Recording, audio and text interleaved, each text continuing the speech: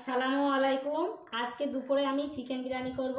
এই যে তার জন্য এই যে মাংস নিয়ে কেটে নিয়েছি, মাংসটা কেটে নিয়েছি, আলু কেটে নিয়েছি, আর এই যে মশলা করব বলে পেঁয়াজ কেটে নিয়েছি, আদা কেটে নিয়েছি, টমেটো কেটে নিয়েছি, রসুন নিয়েছি, কাঁচা লঙ্কা নিয়েছি, আর গোলমরিচ আর জিরে, এইগুলো আমি বেটে নেব।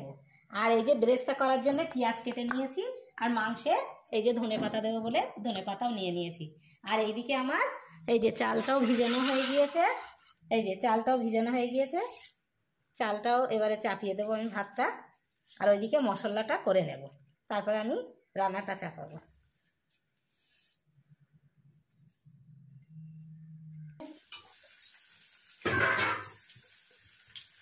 ওইদিকে ভাতের জলটা আমার প্রায় হয়ে গিয়ে মানে ফুটে এসেছে। আমি একটু সাদা তেল দিয়ে নিয়েছি, এই যে তেজপাতা ফেলে দিলাম, এই যে দারচিনি, লবঙ্গ, এলাচ, তেজপাতা আমি দিয়ে নিয়েছি ভাতের জলে। এবার এই জলটা ফুটে উঠলে তারপরে আমি হচ্ছে চালটা ঢেলে দেবো।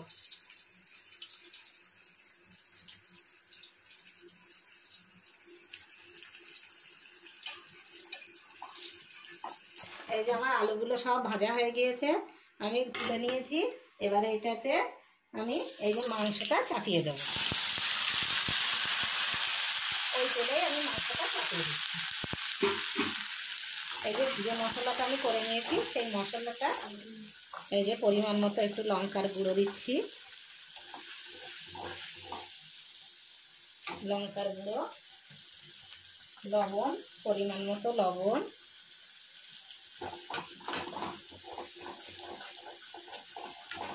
পরিমাণ মতো হলুদ, সব কিছু দিয়ে মশলাটা ভালো করে আমি কষিয়ে নেব। এতে তো আমার সব কিছুই দেওয়া আছে, পেঁয়াজ, আদা, রসুন, জিরে, কাঁচা গোটা জিরে, তারপরে গোলমরিচ, সব কিছু একসঙ্গে আমি মশলাটা বেটে নিয়েছি। আর এই যে মাংসটাও আমি ম্যারিনেট করে রেখে দিয়েছিলাম, একটু দই আর একটু মশলা আর হচ্ছে লেবু দিয়ে ম্যারিনেট করে রেখে দিয়েছিলাম মাংসটা। এই যে মশলাটাও আমার হয়ে গিয়েছে, এই দেখুন তেল ছেড়ে দিয়েছে। এবার আমি মাংসটা ঢেলে দেব। এই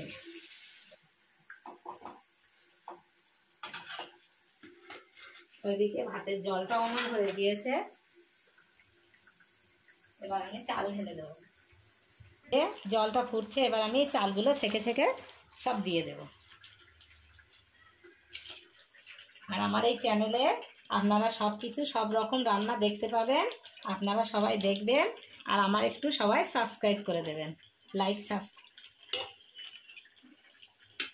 আপনারা সবাই একটু আমার পাশে থাকবেন, আমাকে একটু সাপোর্ট করবেন, পর্যন্ত দেখতে থাকবেন। এইভাবে বিরিয়ানি করলে বিরিয়ানি খুব সুন্দর হয়, খুব ঝরঝরে সুন্দর হবে চিকেন বিরিয়ানি, আর খুব তাড়াতাড়িও হয়ে যায় বিরিয়ানি। হচ্ছে কষাচ্ছি,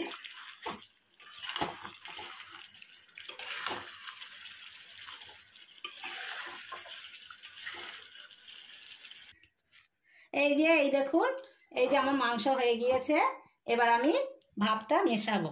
এই যে মাংসটা আমার হয়ে গিয়েছে, এবার নামিয়ে নিচ্ছি। এই যে হাঁড়িতে আমি একটু ঘি মিশিয়ে নিয়েছি, তারপরে এই যে আমি মাংসগুলো দিয়ে দেব।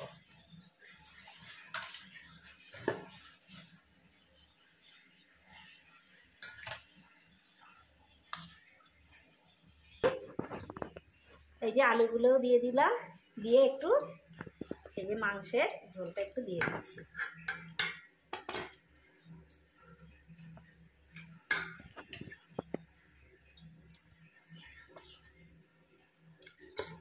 তারপর একটু বেরেস্তা দিয়ে দিচ্ছি। ভাতগুলো দেখেন কত সুন্দর ঝরঝরে হয়েছে, ভাতগুলো আমি এবারে ঢেলে দেব।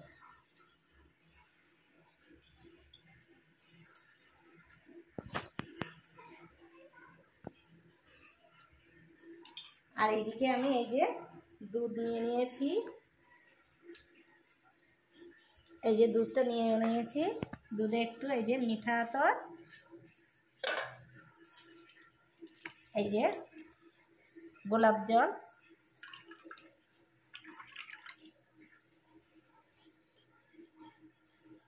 এই যে একটু কেওড়ার জলও দিয়ে নিলাম, এটা তো গোলাপ জল কেওড়ার জল সব দিয়ে নিলাম।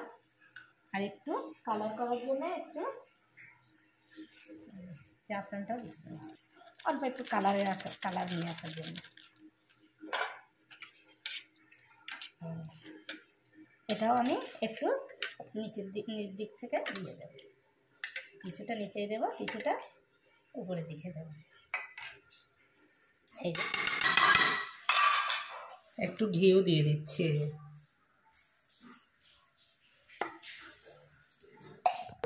আমার করা হয়ে গিয়েছে, এবার আমি ঢেকে দেবো, দিয়ে হালকা আছে চাপিয়ে দেবো।